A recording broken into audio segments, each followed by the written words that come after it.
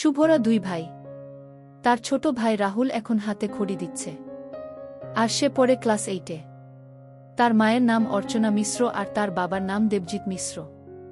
ব্যবসার কাজে তার বাবাকে কলকাতায় থাকতে হয়। সপ্তাহের শেষ 2 দিন বাড়ি আসে। শুভদের বেশ বড় পুরন বাড়ি। এটা তার দাদু অর্থাৎ ঠাকুরদার বানানো। তার দাদু অনাদি মিশ্র গ্রামের নাম করা হোমিওপ্যাথি ডাক্তার ছিলেন। এখন বয়স হয়েছে 78। বয়সের ভারে লাঠি হাতে ওঠা চলা করতে কষ্ট বলে বেশিরভাগ সময় শুয়ে কাটান। তার দিদাগত হয়েছে। অনাদি মিশ্রের বড় মেয়ে অর্থাৎ শুভর রীতা পিসি রাঁচিতে থাকতেন। এখন তিনি মৃত। তার স্বামী ওখানকার চিকিৎসক। রীতা পিসির মৃত্যুর আগে পিসে যোগাযোগ রাখতেন নিয়মিত। এখন বিশেষ প্রয়োজন ছাড়া যোগাযোগ রাখেন না বললেই চলে। শুভর বাবার আরেক ভাই অভিজিৎ মিশ্র নর্থ বেঙ্গলে বিয়ে করে থাকে। সে আবার পুজোর সময় ছাড়া আসে না। কাজেই শুভর বাড়িটা বেশ ফাঁকা ফাঁকা।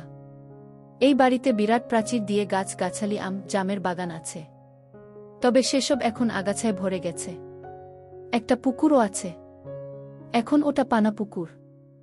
শুভর মা অর্চনাই এই বাড়ির সব সামলায়। ছেলেদের পড়াশোনা, টিউশন, শ্বশুর মশাইয়ের সেবায়ত্ন, এত বড় বাড়ির যাবতীয় কাজকর্ম সে নিজে হাতেই করে। শুভর বাবা দেবজিৎ খুব শান্ত স্বভাবের লোক। ব্যবসা তার রমরমিয়ে চললেও লোকের ক্ষতি করে না, বরং উপকার করে। তার বয়স 44। গায়ের রং ফর্সা, মাথায় পরিষ্কার টাক পড়েছে। চেহারা ভালো। গ্রাজুয়েশন করেই ব্যবসায় লেগে পড়ে সে। তারপর নিজের হাতে ব্যবসাটা দাঁড় করায়। এর জন্য সে তার স্ত্রী অর্চনাকেই কৃতিত্ব দেয়া।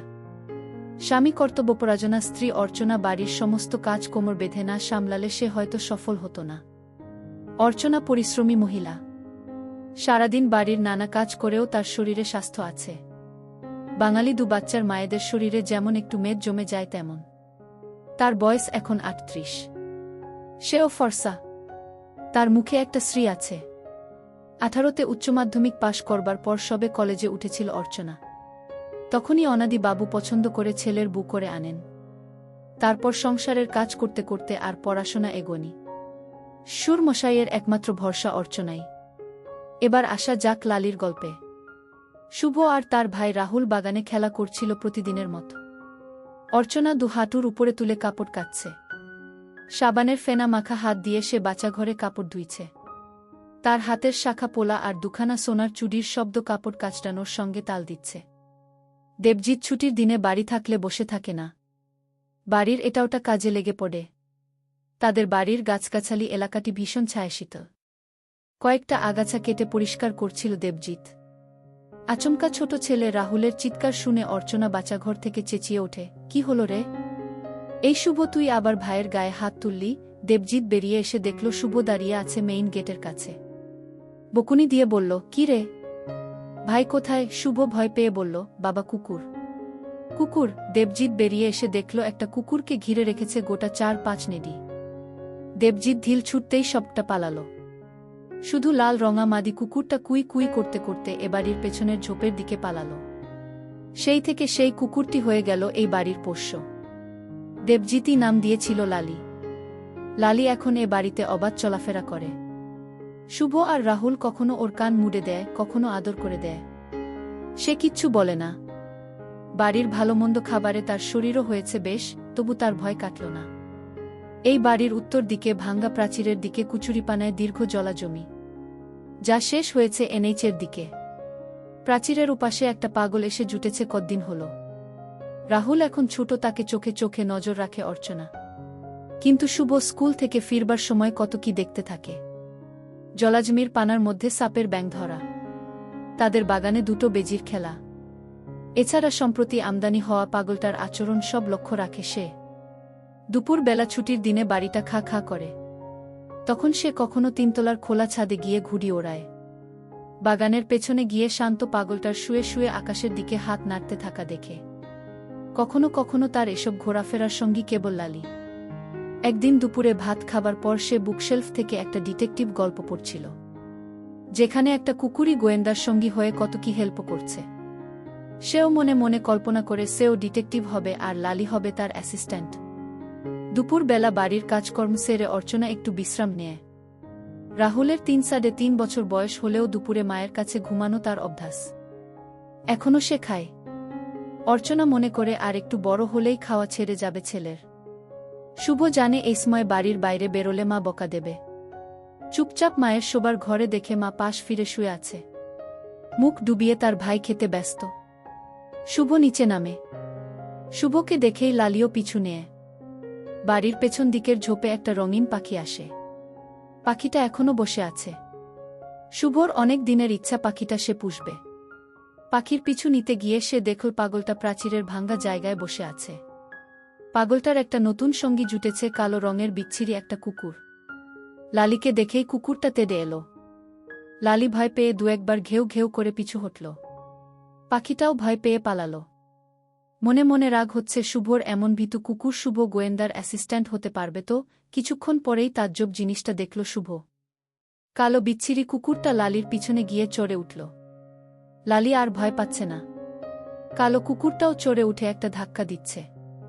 শুভ কখনো কুকুরের মাঝখানের পা দেখেনি। পরিষ্কার দেখছে কুকুরের মাঝখানের পাটা লালির ওখানে ঢুকে যাচ্ছে। কতক্ষণ ধরে এসব দেখছে শুভ। তারপর সেই ধাক্কা আর নেই। শুরু হল কাঁপুনি। যেন দুটো কুকুর জুড়ে গেছে। এমন দৃশ্য যে কেন হলো বুঝতে পারল না শুভ। সেদিনের পর থেকে পাগলটার কালো কুকুরটাকে দেখলেই ধারে কাছেই ঘেঁষে না লালি। ভাদ্র মাসের দুপুর। বেশ গরম। স্কুল থেকে ফিরছিল শুভ আর তার বন্ধু সমীর। শুভ পড়াশোনায় ভালো, সমীর ভালো না। তবে সমীর অনেক মজার কথা বলে শুভকে, যা শুনে বেশ মজা পায় শুভ। শুভ স্কুল থেকে মাঠ দিয়ে ফেরে। অর্চনা ছেলেকে বলে দিয়েছে হাইওয়ের ওদিকে গাড়িঘোড়ার রাস্তা দিয়ে না এসে এই ধার দিয়ে আসতে। প্রাণের বন্ধু সমীর, তাই সেও এই পথেই বাড়ি ফেরে। রাস্তায় একদল কুকুরের লড়াই লেগেছে। শুভ ভয় পেয়ে গেলে সমীর বলে, ভয় পেলি কেন? এইবার দেখবি কি হবে। শুভ মোটামুটি জানে এটা বাজে কাজ। সে বলল, বাজে কথা বলছিস কেন সমীর? আরে বাজে কথা কেন রে? এসব না হলে কি তুই আমি জন্ম হতাম? কি বলিস? ফিসফিসিয়ে গুরুদেবের মতো সমীর বলে, এই যেমন আমার বাবা আমার মাকে না সেবা না দিলে আমি কেমন হতাম। তুই জানিস না কিভাবে বাচ্চা হয়? মানে? অনুসন্ধিৎসায় তাকিয়ে থাকে শুভ। শুভ জানে সমীর পড়ার বাইরে অনেক কিছু খবর রাখে। ওর বাবা আর্মিতে ছিল। দেশবিদেশের কত কি গল্প জানে। তবে কি সত্যি আমি আর ভাই জন্মেছি বাবা মা একসাথে থাকে বলেই? অবাক হয়ে ভাবে শুভ। অনুসন্ধিৎসা চাপতে না পেরে বলল, সমীর আমার বাবা মাও কি তাহলে? সমীর বিজ্ঞের মতো হাসে বলল, দুবার কেন? সবসময় করে। আনন্দ হয়। আমাদের বিয়ে হলে আমরাও করব। ততক্ষণে একটা কুকুর আর একটা কুকুরকে বাগে নিয়ে ফেলেছে। অবিকল পাগলের কালো কুকুরটা লালির সঙ্গে যেটা করছিল সেইটাই দেখছে শুভ।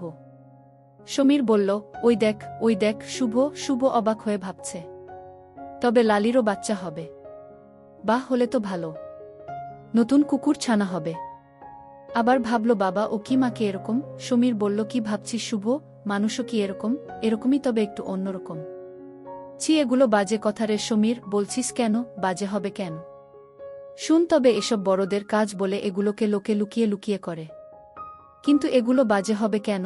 আচ্ছা সমীর, তুই কখনো এসব দেখেছিস? সমীর একটু চুপ করে বলল, প্রায় রাতে বাবা মাকে দেখি তো। তবে জানিস শুভ, কাউকে বলিস না। আমার বাড়িতে যে সুবীর কাকা ভাড়া থাকত, বাবা যখন আর্মিতে ছিল, তখন কাকা মাকে সেবা দিত। বাবা দূরে থাকলে মা কি করবে, তাই লুকিয়ে লুকিয়ে ওই কাকাই তো মাকে আনন্দ দিত। তবে শুনে রাখ, এসব কাউকে বলবি না। এসব গোপন ব্যাপার। তুই যদি আরও জানতে চাস তোকে বই এনে দিব, কিন্তু কাউকে বলবি না। বেশ কয়েকদিন কেটে গেছে। এর মাঝে শুভ যেন অনেক বড় হয়ে গেছে। সে এক রহস্যময় জগতে প্রবেশ করেছে। লুকিয়ে লুকিয়ে সমীরের দেওয়া বেশ কিছু বই পড়ে জেনে ফেলেছে সেবা কি। সত্যি যে এতে আনন্দ তা বুঝতে পেরেছে লালিকে দেখে। লালি যতই ভয় পাক ওই কালো বিচ্ছিরি কুকুরটাকে, তবু মাঝে মাঝেই দুটো জোড়া লেগে গেলে লালি কেমন চুপ করে যায়। সবচেয়ে মজার জিনিস যেটা শুভ জেনেছে সেটা হলো, মেশিন মাঝে মাঝে দাঁড়িয়ে যায় কেন। বই পড়ে সে বুঝে গেছে তার কারণ। অথচ তার মা যখন ভাইকে দুপুর বেলা ঘুম পাড়ানোর জন্য খাওয়ায় তখন তার মাঝে মাঝে লাফালাফি করত। এখন সে জানে। তাছাড়া তার প্রাণের বন্ধু তথা গুরু সমীরও শিখিয়ে দিয়েছে কিভাবে সব কিছু লুকিয়ে রাখতে হয়। এতসবের মাঝেও সে তার বাবা মাকে কখনো সেবা দিতে দেখতে পায় না। শুভ মনে করে তার বাবা মা এসব করে না হয়তো। না, লালির বাচ্চা হয়নি। তার আগেই ও যে কোথায় চলে গেল খোঁজ নেই। এদিকে পাগলটা আস্তানা গেড়েছে জমিয়ে। মাথা ভর্তি ঝাঁকড়া চুল, দীর্ঘদিন না কাটা দাড়ি, গোঁফ, ভীষণ খারাপ চেহারার। গলায় একটা ঘুমসিতে যত রাজ্যের মাদুলি আর তামার পয়সা ঝোলানো। একটা ছেঁড়া ফাটা ব্যাগ। ওতে যে কি আছে কে জানে। আঁকড়ে রাখে সবসময়, কিন্তু সবসময় যেন কিছু ভাবছে। একা একা দাঁত বের করে হাসছে। এবডো খেবডো দাঁতগুলোও জঘন্য। হলদে দাঁতে লাল ছোপ ছোপ। ঝুঁকে ঝুঁকে হাঁটে। দিনের বেলা মাঝে মাঝে হাইওয়ের দিকে যায়। রাস্তায় লোকের ফেলে যাওয়া পোড়া বিড়ি তুলে খায়, কিন্তু বেশি দূর যায় না। এই পাগলটাকে শুভ পর্যবেক্ষণ করে। সমীরের কাছে জেনেছিল গোয়েন্দারা অনেক সময় পাগল সেজে থাকে, কিন্তু এর ধারে কাছে যায় না শুভ। ভীষণ নোংরা বলে। তবে পাগলটা বেশি দূর যায় না, আবার ফিরে আসে। বেশিরভাগ সময় বাড়ির পেছনের চাতালে কাটায়। মাকেই বাজার যেতে হয়, কিন্তু বাবা বাড়ি থাকলে বাবা যায়। রবিবার সকালে বাবা বলল, শুভ আজ মাটন খাবি? শুভ আনন্দে বলল, খাবো খাবো। অর্চনা রান্নাঘরে চা করতে করতে বলল, বাপ, ছেলেতে খালি খাওয়ার চিন্তা না। অর্চনা, একটাই তো ছুটি পাই। শুভর বাবা মায়ের কাছে গিয়ে বলল, আর আমার তো কোনো ছুটি নেই। শুভ, তবে আজ আর মাটন হচ্ছে না। তোর মা নাকচ করে দিয়েছে। শুভ মনমরা হয়ে যায়। অর্চনার শ্বশুর মশাইকে চা দিয়ে দেবজিৎকে দেয়। সকালের কাজ সেরে সোজা বাচ্চা ঘরে যায়। স্নান করে বেরিয়ে আসে, একটা সাধারণ সুতির নাইটি পরে। বেরিয়ে এসেই বলল, কি হলো, তুমি এখনো বাজার যাওনি? মাটন না কি আনবে বললে যে? শুভ জানে তার মা এরকমই। সংসারে সব কাজ সামলেও তাদের আবদার মেটায়। ছোট্ট ছেলে রাহুল নিচে খেলে বেড়াচ্ছে। মাটন খাওয়ার টোপে মা শুভকে অঙ্ক করতে বসিয়েছে। শুভ না পারলে রান্নাঘর থেকে সাহায্য করছে। এদিকে অর্চনার শ্বশুরমশাই আবার চিবোতে পারেন না, তার জন্য তরল স্টু করে দিতে হবে। সবকিছু সামলেই অর্চনা 40 ছুঁই ছুঁই 38 বছরের গৃহকর্ত্রী। শুভ বলল, মা, অঙ্কগুলো কমপ্লিট। রেধে রেখে ঘাম মুছতে মুছতে বেরিয়ে এলো মা। খাতাটায় চোখ বুলিয়ে বলল, বই গুছিয়ে নিচে দাদুর ঘরে ভাই আছে, ডেকে নিয়ে আয়। শুভ এইটে পড়লেও এখনো মা স্নান করিয়ে দেয়া। দুই ভাইকে মা স্নান করিয়ে দিয়ে বলল, কই গো, এবার তুমি স্নানে যাও। দেবজিৎ স্নান করে বেরিয়ে আসতেই দেখল টেবিলে সাজানো খাবার। খাওয়া দাওয়ার পর অর্চনা টেবিলে এটোকাটা তুলতে এসে বলল, দেখলে তো, এই তোমাদের খাওয়া। খাবে কম, নষ্ট করবে বেশি। আহা অর্চনা, উচ্ছিষ্টগুলো পাগলটাকে দিয়েছ না? তবে আর নষ্ট হল কই? হ্যাঁ, হাত পুড়িয়ে আমি তো পাগলের জন্য রাধি।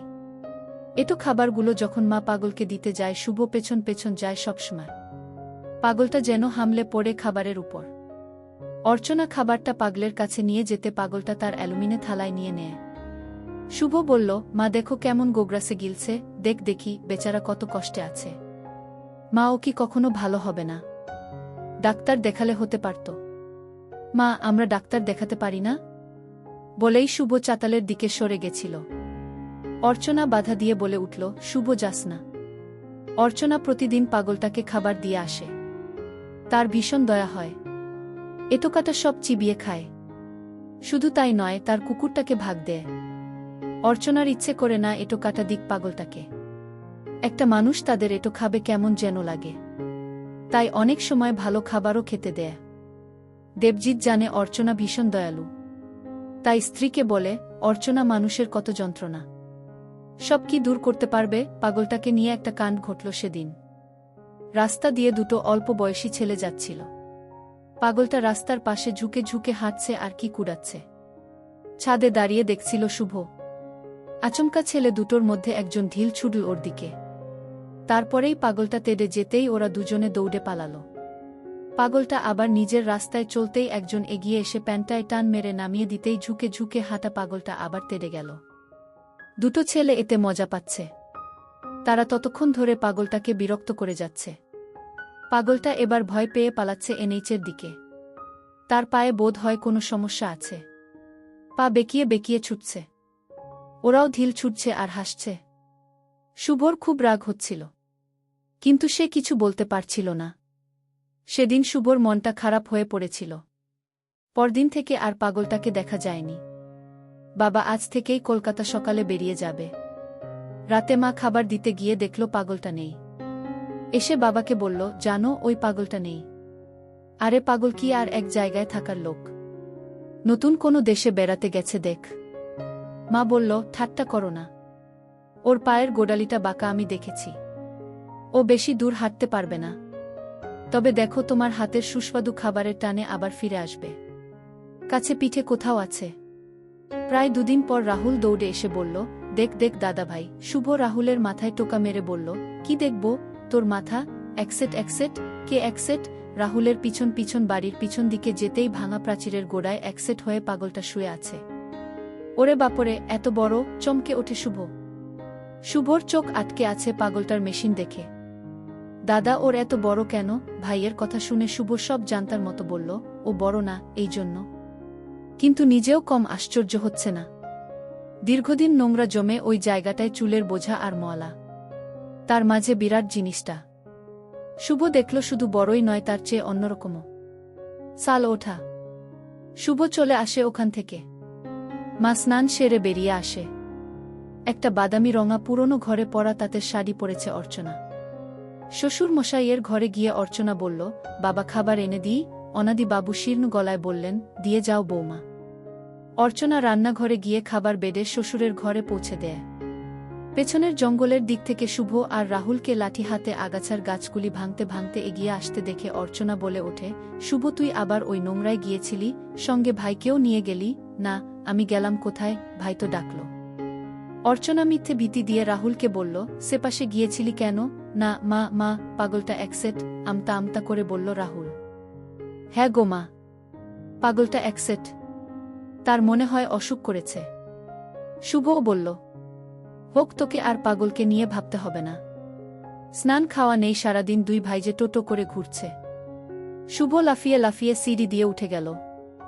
রাহুলও পেছন পেছন চল। অর্চনা শুভকে আর রাহুলকে সাবান ঘষে ভালো করে স্নান করালো। শুভ সত্যিই পাগলটাকে নিয়ে চিন্তায় পড়েছে। বলল, মা ওর কি সত্যি অসুখ হয়েছে? অর্চনা বলল, তোকে আর এসব ভাবতে হবে না। সারাদিন খালি রোদে ঝোপে টোটো করে ঘোরা হচ্ছে। স্নান সেরে এলেই দুই ভাই খাবার জন্য লাফালাফি করে। শুভ এসে বলল, মা খিদে পেয়েছে।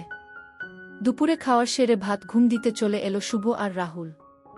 অর্চনা হাত মুখ ধুয়ে বাসন কোচন ধুয়ে ফিরল নিজের ঘরে। ওপাশ থেকেই গলা চড়ালো, তোদের দুভাইয়ের ঘুম নেই না রে? রাহুল শুভর উপর চড়ে হুটোপুটি করছে। শুভ বিরক্ত হয়ে বলল, মা দেখো ভাইকে, আমি তোমার কাছে ঘুমোব। অর্চনা ধমকের সাথে বলল, রাহুল। দুজনেই মায়ের কাছে গিয়ে শুয়ে পড়ল। মায়ের স্নান করা স্নিগ্ধ ঠান্ডা জড়িয়ে দুজনেই শুয়ে পড়ল। ছোট্ট রাহুল ইতিমধ্যেই খাওয়া শুরু করে দিয়েছে। শুভ দেখছে মায়ের সম্পদ। শুভ মনে মনে ভাবে একদিন সেও মায়ের এখান থেকে খেয়েছে। তার অবশ্য মনে নেই। রাতে খাবারের পর মা পেছনের দরজা দিয়ে পাগলটাকে খাবার দিয়ে আসে। বাসি ভাত, বাসি রুটি, মুড়ি, অনেক কিছুই দেয়। অর্চনা খাবার দিতে গিয়ে দেখল এই গরমের সময়ে ছেঁড়া কাঁথা মুড়ে মুখ থেকে শুয়ে আছে পাগলটা। বেঁচে আছে কি মরে গেছে সত্যিই বোঝা মুশকিল। অর্চনার ভয় হল। আস্তে করে কাঁথাটা টানতেই দেখল একসেট হয়ে শুয়ে আছে পাগলটা। তার গা ঠকঠক করে কাঁপছে। অর্চনা প্রথমবার ভালো করে দেখল পাগলটাকে চুল, দাড়ি আর ময়লা গায়ে বয়সটা ঢাকা পড়ে গেছে। আসলে বয়সটা 23-24-এর বেশি নয়। চেহারাটা পেটানো। পায়ের গোড়ালির কাছে যে বাঁকা সেটা আগেও দেখেছে সে। এজন্যই হাঁটতে গেলে সামান্য খুঁড়িয়ে খুঁড়িয়ে হাঁটে। শুভ শুনতে পাচ্ছে মা বাবার সাথে ফোনে কথা বলছে। আরে ওই পেছনের পাগলটা। মনে হয় বেশ জ্বর গো, অর্চনা বলল। দেবজিৎও চিন্তায় পড়ল। কোথাকার কে পাগল ঠিক নেই, কিন্তু চোখের সামনে একটা জলজান্ত লোককে মরতে দেওয়া তো যায় না। তাছাড়া দেবজিতের বাড়ির পাশেই মরলে কত কথা হবে। শান্ত স্বভাবের নির্ঝঞ্ঝাট মানুষ দেবজিৎ। সে বলল, কি করা যায় বলো তো? আচ্ছা, জ্বরের ওষুধ কি ওকে দেব? অর্চনায় সাংসারিক যে কোনো সমস্যায় পথ বাতলে দেয় দেবজিৎ, সেটা জানি। কিন্তু ওকে খাওয়াবে কিভাবে? ওকে তো কখনো কথা বলতে বা শুনতে দেখিনি, একবার চেষ্টা করে দেখি না। ছেলেটাকে তো মরতে দেওয়া যায় না, অর্চনা অসহায়ের মতো বলল। অর্চনার মুখে ছেলেটা কথাটা শুনে অবাক হল দেবজিৎ। পাগলটা ছেলে নাকি বুড়ো দেবজিৎ কখনো ভালো করে দেখেনি। অর্চনাই তো খাবার দেয়, ওই হয়তো জানে। কিন্তু যা দাড়ি আর উস্কুস্ক ঝাঁকটা চুল, কে জানে বয়স কত। কি ভাবছ গো?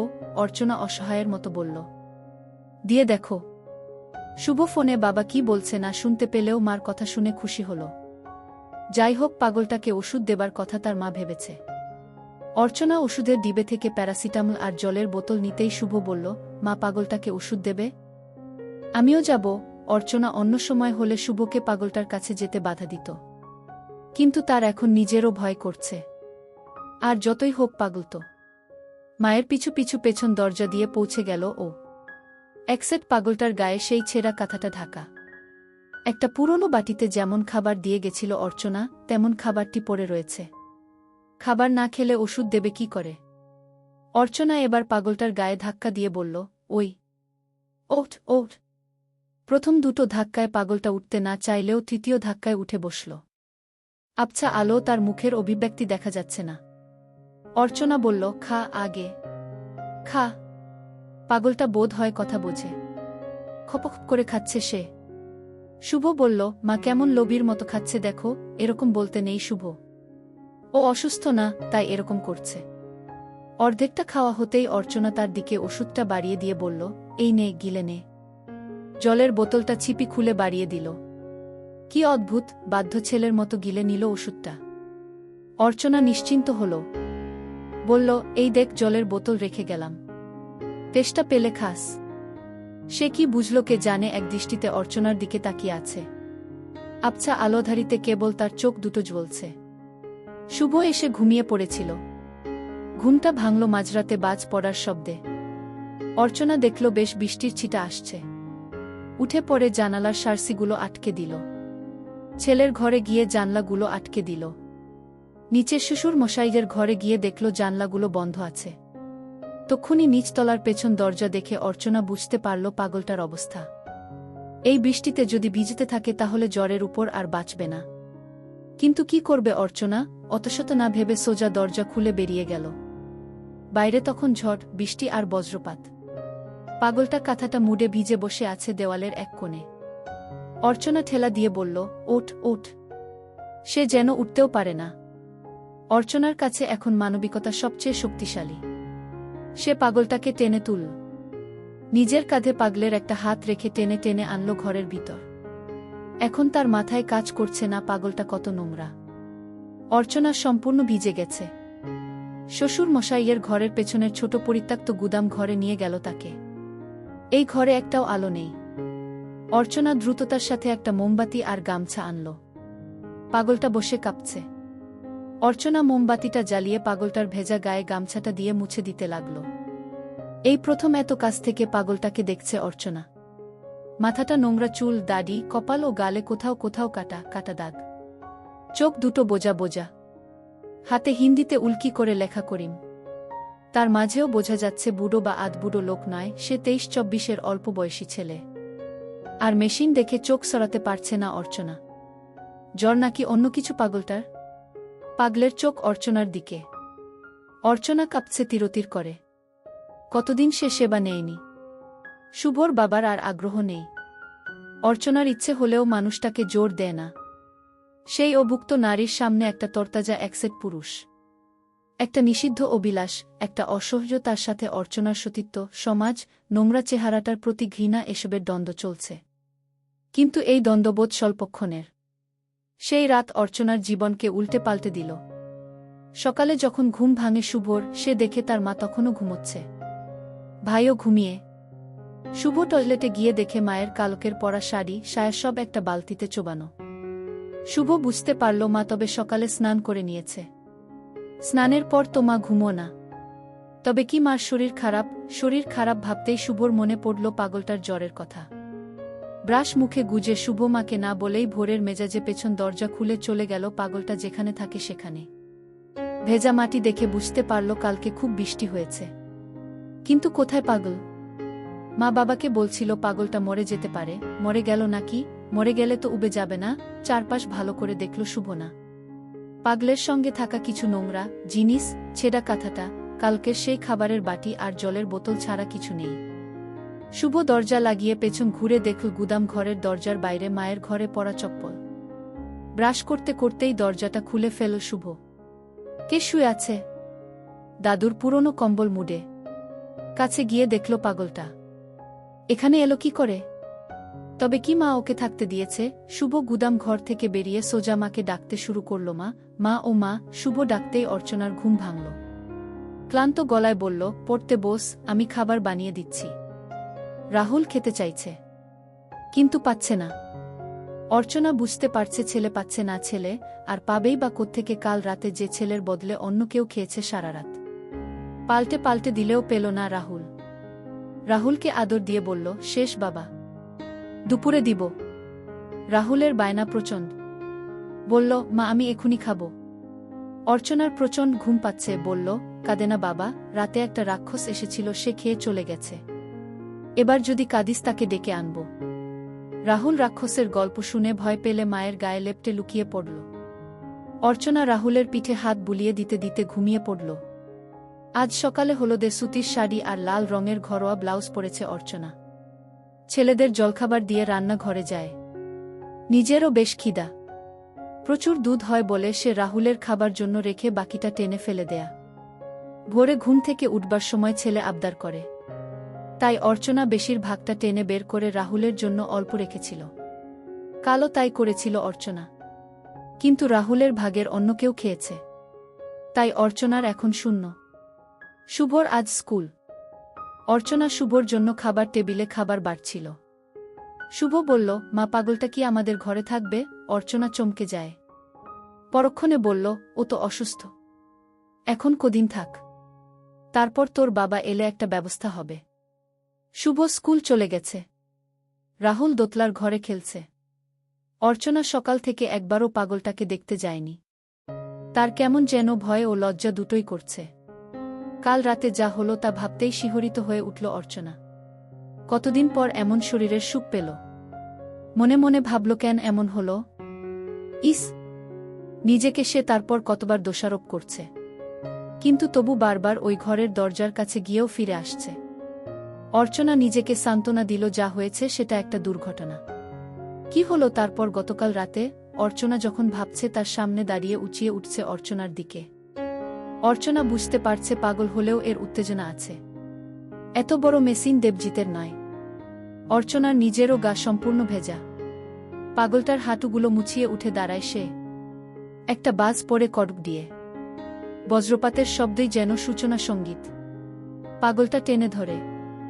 অর্চনা বুঝতে পারছে এত পাগল নয়, এ এখন পুরুষ। এর গা নোংরা, মুখে দুর্গন্ধ, সারা গায়ে ঘাম আর ময়লা মেশা। এসবের মাঝে বেশ শক্তপোক্ত যুবক। অর্চনার চেয়ে 11-12 বছরের ছোট তো হবেই। অর্চনার এখন 38 আর পাগলটির বয়স 23-24-এর বেশি নয় বলে মনে হয়। অর্চনা কিছু বোঝার আগেই পাগলটি বোধ হয় সব বুঝে গেছিল। অর্চনারকে হামি দেয়। অর্চনা আচমকা এমন কাজে হতভম্ব হয়ে যায়। পাগলও হামি দিতে জানে। অর্চনা টের পাচ্ছে পাগলের মুখের দুর্গন্ধ, কিন্তু এমন সময় সেসব কিছু বাধা নয়। ছেলেটার গায়ে জোর আছে। অর্চনার প্রায় পড়ে যাবার উপক্রম, সে কোনক্রমে পাশে ভাঙ্গা আসবাবের স্তূপ থেকে বেরিয়ে আসা একটা কাঠের বাটাম ধরে ফেলে। আকস্মিত সবকিছু ঘটে যাওয়ায় অর্চনা কিছু ঠাহর করতে পারে না। মনে মনে ভাবে, কে জানবে এই তীব্র ঝড়ের রাতে অন্ধকার ঘরে অর্চনা কার সাথে কবে কি করেছে। নিজেকে অজুহাত, সান্ত্বনা এসব দেওয়া ছাড়া এখন কি আর আছে? রাতের কথা পুনর্বার ভাবতেই অর্চনার শিহরণ হচ্ছে, ভিজে যাচ্ছে। দেহের কাছে ডাহা হেরে বসে আছে অর্চনার মতো স্বামী সন্তান পরায়ণা দায়িত্বশীল মাও। সে এখন ভাবছে নিজের সুখ। ভালো করে খাবার সাজিয়ে একটা থালা নিয়ে ঢুকে যায় গুদাম ঘরে। রাহুল দেখছে দাঁড়িয়ে দাঁড়িয়ে, তার মা গুদাম ঘরে ঢুকে একবারও তার দিকে না তাকিয়ে দরজা আটকে দিল। রাহুল অবশ্য ছাদে চলে গেল খেলবে বলে। অর্চনা একজন 2 সন্তানের মা, উচ্চমাধ্যমিক পাশ শিক্ষিতা, 38 বছরের ঘরোয়া রমণী। তার পরনে ঘরে পরা হলদে সুতির শাড়ি, হাতের থালায় খাবার, ভাঙ্গা আসবাবে ভর্তি গুদাম ঘর। দূরে ভাঙ্গা একটা সেকেলে খাটে জুবুথুবু হয়ে বসে আছে ঝাঁকটা মাথা, খোঁচা খোঁচা দাড়ি, 23-24 বছরের একটা রাস্তার পাগল। তার মুখ দিয়ে লালা ঝরছে। খুব কাছ থেকে দেখছে অর্চনা। থালাটা তার সামনে রাখে। খাবার পেয়েই লোভাতুর ভাবে হামলে পড়ল পাগলটা। অর্চনা মমতাময়ী মায়ের মতো তার শীতল হাতটা পাগলটার মাথা ছোঁয়ায়। না, জ্বর নেই। অর্চনা সামনের খাটে বসল। অর্চনা পরম স্নেহে বলল, করিম। পাগলটা তাকায়। এই নামে তাকে যে ডাকা হতো তা পাগলের চাহনি দেখে বুঝতে পারে অর্চনা। পাগলের খাওয়া থেমে গেছে। সে তাকিয়ে আছে অর্চনার সম্পদের দিকে। অর্চনা স্বর আটকে যাওয়া সাহসী গলায় বলল, খাবি এ দুটো? করিম বিদ্যুতের মতো মাথা নাড়ল। অর্চনা স্নেহশীলা মায়ের মতো বলল, আয়। পাগলটা অর্চনার কাছে গেল। ছেলেমানুষের মতো হেসে উঠল। অর্চনা একটা বার করে আনল। আর সাথে সাথে পাগলটা খেতে শুরু করল। অর্চনা ভুলে গেছে ছেলেকে দুপুরে খাওয়ানোর কথা। সে এখন পাগলের মধ্যে বিভোর। তার এখন করিমকে চাই। করিম খাচ্ছে, অর্চনাকে জড়িয়ে ধরে। অর্চনা আস্তে আস্তে মাসিংটা হাতে নেয়। অনেক বড়। একটা অদ্ভুত বোধ হচ্ছে অর্চনার। এই হাতে অর্চনা সংসারের কাজ করে, এখন এই হাতেই সে ধরেছে আরেকজনের মেশিন। রাহুল ছাদে খেলতে খেলতে নেমে আসে। মাকে কোথাও না দেখতে পেয়ে গুদাম ঘরের দরজার কাছে এসে দাঁড়ায়। সে ডেকে উঠল, মা। দ্বিতীয়বার রাহুল আগের চেয়ে জোরে আবার ডেকে উঠল, মা। অর্চনা কোনোরকম নিজেকে সামলে বলল, কি হলো রে? তুমি কোথায়? এই তো আমি এখানে কাজ করছি। তুই ছাদে যা। রাহুল আর কোনো কথা না বলে ছাদে চলে যায়। প্রায় 30 মিনিট পেরিয়ে গেছে। এর মাঝে রাহুল আবার একবার মা বলে ডেকে গেছে। অর্চনা আর কোনো সাড়া দেয়নি। বরং সে মৃদু গলায় গভীর শ্বাসপ্রশ্বাস ফেলছে। অর্চনার মনে পড়ল এর মাঝে রাহুল দুবার ডেকে গেছে। উঠে পড়ল অর্চনা। সারা গায়ে ঘামের সাথে পাগলটার নোংরা লেগে আছে। তাকে আবার স্নান করতে হবে। বেরিয়ে এলো অর্চনা। বারান্দায় খেলছিল রাহুল। কিছুক্ষণ পর অর্চনা নিচে গুদাম ঘর থেকে করিমকে নিয়ে বেরিয়ে এলো। বাড়ির নিচতলার টিউবওয়েল স্নান করাচ্ছে অর্চনা। রাহুল যে কখন নেমে এসেছে খেয়াল করেনি। চোখ পড়ল রাহুলের দিকে। রাহুল বলল, মা, এই পাগলটা কি আমাদের বাড়িতে থাকবে? অর্চনা হেসে বলল, ওকে পাগল বলতে নেই বাবা। ওকে দাদা বলবি। যা, উপরে খেলবি যা। রাহুল চলে গেল। অর্চনা বুঝে গেছে করিম বোবা। ওর মুখে কথা নেই। ও আবার ভয়ঙ্কর পাগলও নয়। কিন্তু ওর ক্ষমতা ভয়ঙ্কর। ভর দুপুরে যুবক ছেলেটাকে অ্যাকসেপ্ট করে স্নান করাচ্ছে অর্চনা। দীর্ঘদিনের নোংরা জমেছে গায়ে। এদিকে কালি জ্বর থেকে উঠেছে, পরিষ্কার করতে বেশি সাবান দিতে ভয় পাচ্ছে অর্চনা। তবু মোটের উপর অনেকটাই শব্দ লাগছে। কাল একবার শুভর বাবার দাড়ি কাটার রেজার দিকে দাড়ি গোফ পরিষ্কার করে দিলেই হয়। অর্চনা ঠিক করে নিয়েছে এই পাগলকে ঘরে রেখে দেবে। এমনিতেই তো নিরীহ, আর তাছাড়া অর্চনাকে যে সুখ দিয়েছে একে ছাড়া অর্চনা এখন ভাবতেও পারছে না। অর্চনা জানে দেবজিৎ মানা করবে না। নিচতলার একটা ঘর পরিষ্কার করে দিলেই থাকবে। শুভ স্কুল থেকে বাড়ি ফিরে দেখল তার বাবার ট্রাউজার পরে বারান্দায় খাটের উপর কেউ পিঠ উল্টে শুয়ে আছে। কে এসেছে বাড়িতে? ছাদে গিয়ে দেখল মা ঘুমোচ্ছে। মায়ের পাশে ভাইও ঘুমোচ্ছে। ঘুমন্ত অবস্থায় অর্চনাকে ঠেলতেই অর্চনা বলল, কি রে, স্কুল থেকে চলে এলি? মা, নিচে কে শুয়েছে গো? কে? ও, আরে ওই পাগল যে ছেলেটা। কি বলে মা? শুভ অবাক হয়ে শুধল, ও তো ভীষণ নোংরা। মা, ও কি আমাদের বাড়িতে থাকবে? থাক না। বেচারার কেউ কোথাও নেই। ইতিমধ্যে 1 সপ্তাহ কেটে গেছে। পাগলটা আস্তানা গেড়েছে বাড়িতে। এখন মায়ের বারণে ওকে আর পাগল বলা যায় না। তাই শুভ আর রাহুল এখন পাগলা দাদা বলে। পাগলা দাদা এখন বাড়িতে জাকিয়ে বসেছে। পাগলা দাদার থেকে দূরে থাকে শুভ। ভয়ে নয়, ঘৃণায়। এখন আর আগের মতো গায়ে নোংরা তেমন না থাকলেও গলায় নোংরা ঘুমসিতে মাদুলিগুলো কিংবা কোমরের ঘুমসির মাদুলি বেশ নোংরা লাগে। তাছাড়া মাঝে মাঝে মুখ দিয়ে লালাও ঝরে।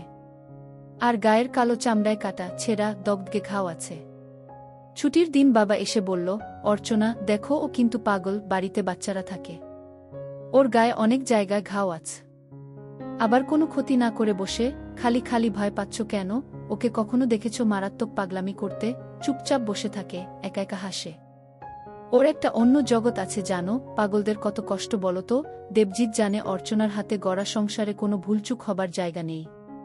আর তাছাড়া তার বউ খুব দয়ালু। হেসে বলল, আচ্ছা বাবা, আচ্ছা। আমার দয়াময়ী বউয়ের ইচ্ছা হয়েছে যখন থাক। রাহুলের নতুন দাঁত হয়েছে। নানা রকম ভয় দেখিয়ে অর্চনা রাহুলকে খাওয়া ছাড়িয়েছে। শুভ মনে মনে খুশি। যখন ভাই খেত তখন ঈর্ষা হতো তার। মা খালি ভাইকে আদর করে। অর্চনা শুভকে কাছে ডেকে আদর করলে ভুলে যেত। আসলে শুভ বড়, তাই বকুনি তাকেই খেতে হয় মাঝে মধ্যে। তবুও মা তাকে ভালোবাসে। শুভ নিজেও ছোট ভাইকে ভালোবাসে। কিন্তু রাহুল জন্মাবার পর মায়ের আদর দুভাগ হওয়ায় ঈর্ষান্বিত হয়ে ওঠে শুভ। প্রায় দিন 10 পর সুব্রত কাকুদের বাড়িতে নেমন্তন্ন ছিল। বাবা বাড়িতে নেই। পাশের গ্রামেই সুব্রত কাকুদের বাড়ি। সুব্রত কাকু শুভদের দূর সম্পর্কের আত্মীয় হন, তাই মা তাদের নিয়ে গেল। অর্চনা বিয়ে বাড়ি বলেই আজ গয়নাগুলো পরেছে। গলায় একটা লম্বা সোনার হার আর নেকলেস পরেছে। কানে দুল, হাতের গহনাগুলোও পরেছে। যাবার আগে মা রেঁধে রাখে। দাদুকে খাবার দিয়ে মা পাগলা দাদার ঘরে খাবার দিয়ে আসে। বিয়েবাড়ি থেকে শুভরা যখন ফিরে এলে তখন রাত 10টা। শুভর খুব ঘুম পাচ্ছিল। রাহুল আর সে ঘুমিয়ে পড়ল। অর্চনা আয়নার সামনে এক এক করে গয়নাগুলো খুলে ফেললেও বড় হারটা খুলল না। মনে মনে ভাবল থাক না গলায়। দেখে নিল ছেলেরা ঘুমিয়েছে কিনা। শাড়িটা বদলে ঘরে পরা সুতির কালো ম্যাক্সিটা পরে নিল। করিমের কাছে যাওয়ার জন্য ম্যাক্সি পরাটাই সুবিধের। একটানে নামিয়ে ফেলা যায়। গুদাম ঘরের পাশে করিমের থাকবার জন্য ছোট ঘর হয়েছে। একটা ল্যাম্বিস খাট আর সিলিং পাখা দেওয়া হয়েছে। তাও অর্চনার গরম লাগে বলে ওখানে অর্চনা একটা টেবিল ফ্যানও রেখেছে। এখন 11টা, অনেক নির্ঝঞ্ঝাট। অর্চনা প্রায় 12টা নাগাদই যায় করিমের কাছে। ভোর হবার আগে আবার ফিরে আসে। শুভর বাবা বাড়ি থাকলে এড়িয়ে যায়। তবে এই ভালো যে করিমের তেমন জোরাজুরি নেই। দেবজিৎ থাকাকালীন কখনো করিম জোরাজুরি করলে অর্চনা নতুন পথ নিয়েছে। খেয়ে দেওয়া। প্রথম ঘৃণা লাগলেও কেন জানে না অর্চনার এখন ঘেন্নাটেন্না চলে গেছে। আজ একটু বেশিই শরীরটা চাইছে। অর্চনা তাই একটু আগেই পৌঁছায়। দরজা ভেজিয়ে বিছানার কাছে গিয়ে ডাকল, করিম। করিম করিম উঠে বসে। টেনে ধরে অর্চনাকে। শুভর ঘুম ভাঙল আচমকা। তার জল তেষ্টা পেয়েছে। সে উঠে বসল। হালকা আলো ড্রয়িং রুমে বেরিয়ে এসে দেখল পাশের ঘরে মা নেই। মা হয়তো বাচ্চা ঘরে গেছে। জল খেয়ে ডাক দিল, মা মা। অর্চনা শুনতে পায়নি। শুভ দাদুর ঘরের খোলা দরজায় ঢুকে দেখল দাদু নাক ডাকিয়ে ঘুমোচ্ছে। পাগলা দাদার ঘরের কাছে গিয়েই চমকে গেল। মায়ের হাতের চুড়ির শব্দ শুভর অনুসন্ধিৎসা উত্তেজনায় মিশে গেল। সে বুঝতে পারল দরজা ভেতর থেকে বন্ধ। জানলা লাগানো। পুরনো জানলার ফুটো চোখ রেখেও লাভ হল না।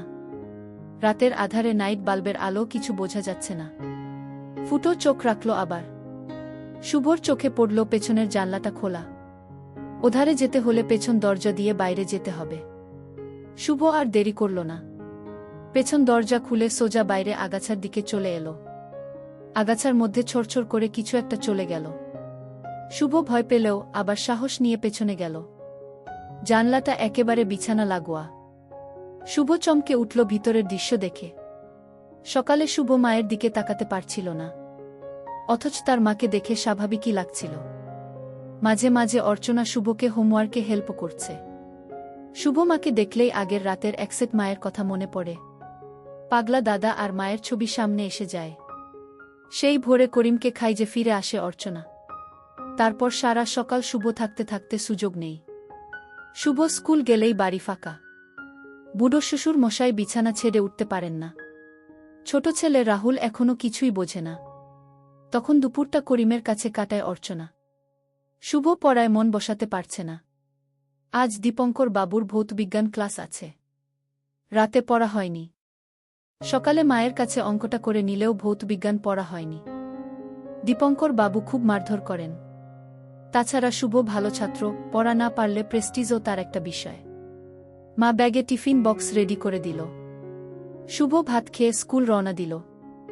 যাবার সময় মাঠের কাছে যেতে দুষ্টু বুদ্ধি এলো, আজ যদি স্কুল না যাই, বাড়ি গেলেই মা বকবে। যদি লুকিয়ে পড়ি, মা আর পাগলা দাদা আর কি করে দেখব। শুভদের বিরাট বাড়ি আর তার ক্যাম্পাসে যে কেউ লুকিয়ে থাকতে পারে।